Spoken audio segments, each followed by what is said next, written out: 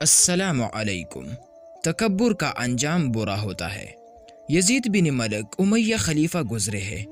ये नए खलीफा थे, उमर इब्न अब्दुल अजीज रहमहुल्लाह के बाद आए थे। एक दिन वो कहने लगे कि कौन कहता है बादशाहों को खुशियाँ नसीब नहीं होती। मैं आज का दिन खुशी के साथ गुजार कर दिखाऊंगा। अब मैं देखता हूँ कि कौन मुझे रोकता है।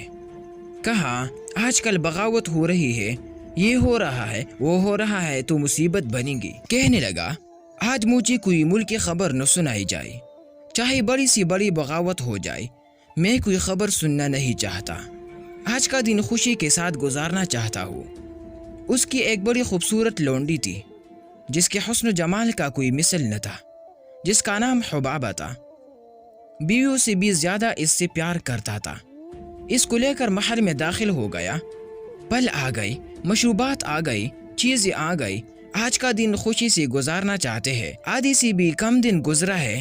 हुबाबा को गोद में ली हुई है, इसके साथ हंसी मजाक कर रहा है और अपने हाथ से अंगूर तोड़ तोड़ कर इसको खिला रहा है। अंगूर का एक दाना लिया और उसके मुंह में डाल दिया। वो किसी बात पर हंस पड़ी तो वो अंगूर का दाना सीधा उसके सांस की नाली में जाकर अटका और एक झटके के साथ उसकी जान निकल गई।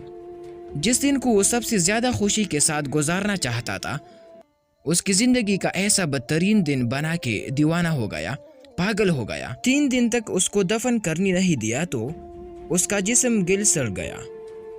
जबरदस्ती बनु उमैया के सरदारों ने इसकी मैयत को छीना और दफन किया और 2 हफ्ते के बाद ये दीवानगी में मर गया।